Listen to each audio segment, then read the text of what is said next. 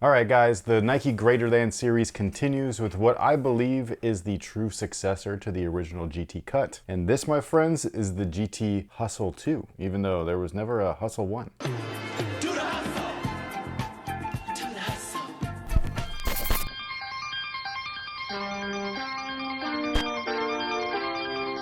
Hey, what's good, guys? My name's Chris. Welcome back to the official WearTesters.com YouTube channel. Today we got a detailed look and breakdown on these potential bad boys right here. This is the Nike GT Hustle 2. No, there wasn't a GT Hustle 1. Instead, it was the GT Cut, the GT Run, and the GT Jump. The GT Run sucked, by the way. I know that some people like them, and I'm not trying to, how did you say that? Like piss on your parade? Yuck on your yum. Yeah, whatever it is that you want. I'm not trying to offend anybody. I'm just saying that I thought that shoe was awful. Not only that, it was a little bit confusing as far as the marketing for the shoe, mainly just the name. Not confusing to me, but like there were so many people in just our comment section alone being like, is this a running shoe? It's just like, no. When you're on a basketball court, I don't know if you know this, but you run a lot. So that's what that whole shoe was all about. And then obviously the cut and the jump were about cutting and jumping. So like low profile or ground players, and then big men and jumpers or high flyers. All of that stuff still remains the same, including with this model right here. This shoe, I just believe is just a really good feeling shoe. Is it gonna be a great on-court shoe? We'll find out. We're gonna test these out and give a performance review. But so far, I feel fairly confident saying that these feel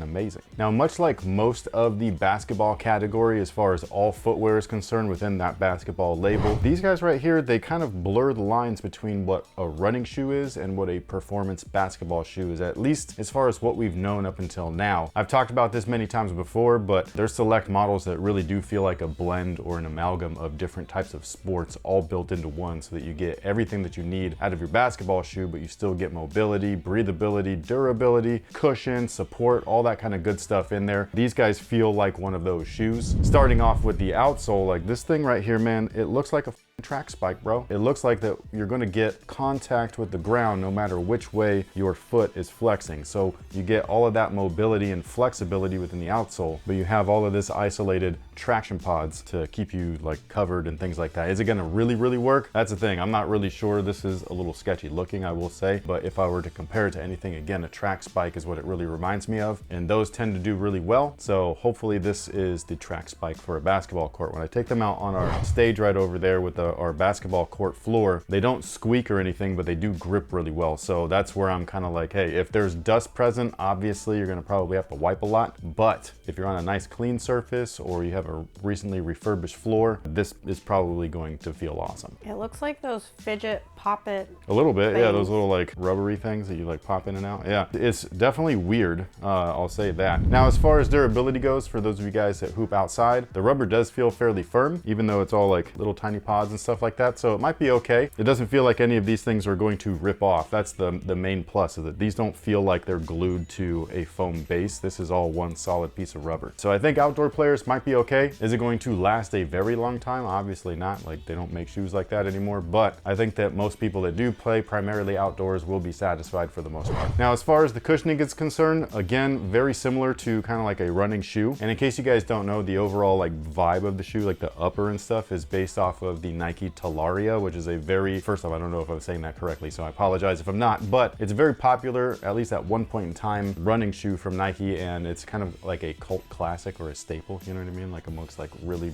big running enthusiasts, running shoe enthusiasts, not like literal runners. And so they've kind of like repurposed all of that look and everything with this shoe. So again, blending that line between basketball and running, or just overall categories within footwear. But what we have here is a nice firm Phylon midsole, which is awesome because they sit super low to the ground. Inside of that is a full-length Zoom Strobel, and it's really interesting because the Zoom Strobel starts right about at this bottom peak right here. So this little dip that you see in the clear rubber, that's how low you're sitting on the ground. The only thing that's going to lift you just a little bit above that is going to be this insole right here. This is actually the same style of insole that you see on a lot of the KDs, the Kobe 6s, and so on and so forth. So this guy right here will mold to your foot eventually. But yeah, this is a super minimal shoe, man. So if you really loved that Nike Nike Zoom GT Cut, like that first one, not the second one, you're probably going to love these too. These got that similar feel to them when they're on your feet. You're just kind of planted on the floor, super stable, all that kind of good stuff. The only drawback, there's no shank plate in here, which is really interesting. However, they don't feel like you can over twist the shoe or anything like that. And once your weight is applied, it's gonna like force everything to be flat and smooth. However, if you find that to be a little bit sketchy, all you gotta do is pull that insole out and swap it out with a move insole. And it's got a built-in torsional plate right in there, so it's an easy fix. Also, what I love is that these little humps or ridges right here that you see along the midsole, your foot actually sits in them. Again, you're sitting about that low to the floor, so it's gonna be a really interesting ride. If you're not used to court feel, you might not like it, but if you love court feel, like this is gonna be that shoe for you. Kind of reminds me of like Steve Nash was still playing. This would be his jam right here. Now, as far as the upper is concerned, like I was saying before, the shoe itself is kind of based off of a Nike runner, the Talaria, and that shoe's had many iterations, whether it be the original style or boots or mid-tops and all that stuff, but this is built more like the original, where it's a lot of lightweight textiles and meshes. There's a little bit of fuse here and there, just at like the high wear areas or the stress zones, mostly in the forefoot section. I don't know what to really think about like the overall like look and stuff, because online they look really funny, at least in my opinion, but in hand they actually look really cool, and once you put them on your feet they look even better. So I don't know if it's just one of those like weird optical illusions where they're so low cut but they look so long, you know what I'm saying, that they make them look weird online and stuff. But either way, it's a cool look, and the way that they feel as far as the material goes, it just feels like it's just perfect. I don't want to overemphasize like fit, and because everybody's foot is different and stuff like that, but when I put these on I was like, damn!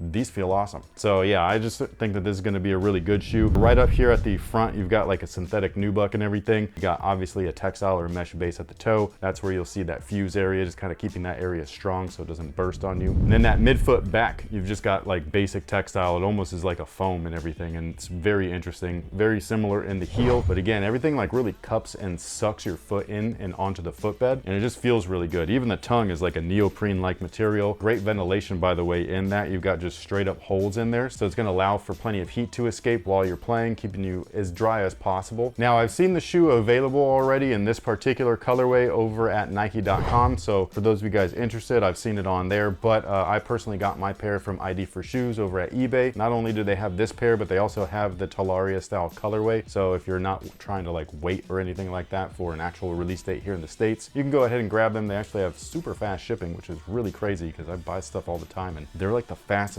ones, you know what I mean? Like it's the weirdest thing ever, especially because they're one of the furthest like that we buy from and everything. They're based over in Taiwan. Yeah, so I just find that to be very interesting, but they're always reliable. They're 100% authentic. I've been shopping with them for damn near 14 years. It's been awesome to have somebody like that where they get shoes a little bit early so that people like me can do my job and talk about them. Stuff. So yeah. Now, as far as the fit is concerned, you can do one of two things. You can go true to size and you should be good to go. However, if you like a snug one-to-one fit, you might want to consider going down half a size. And again, this is a very minimal, low profile shoe. So this is for speedy, quick players or players that just prefer that overall ground coverage where you don't want to feel like you're lifted off of the floor too much. But either way, we're going to send these over to one of our testers. His name is Alan. He's been doing a great job while Jackson's been recovering from a broken foot of all things. That's gotta suck. And yeah, but Jackson's doing really well. He's actually back on court now. He will be doing the performance review on the Puma MBO3s. So we've got a lot of cool stuff coming. Thank you, by the way, to everybody that has supported the podcast so far. That was a fun, welcome surprise.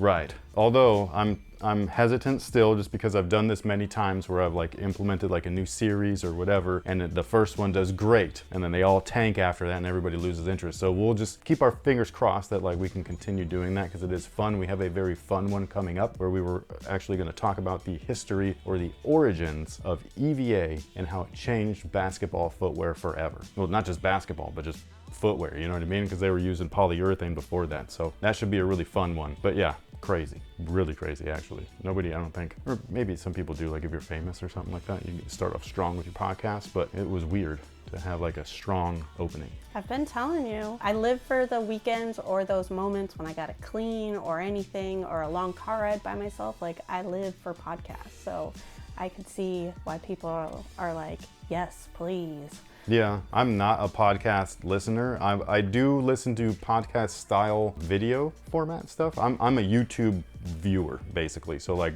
the stuff that I primarily watch is on the YouTube platform, and I do like that really long form style of content. I put it on when I'm doing all the B-roll that you guys see. So like I listen to all of the nerd and movie and all that stuff, but it's just, you know, in the background while I'm working and stuff like that. So I guess this is that style of content. So if you like that, again, we do have the podcast. I really appreciate and thank everybody for tuning in. It was not an easy one to do. There were so many hiccups. We f***ed up so many times on that but you guys didn't get to see all of that. So yeah, but thank you guys for everything. We greatly appreciate it. We will catch you guys on the next one. So until then, have a good one.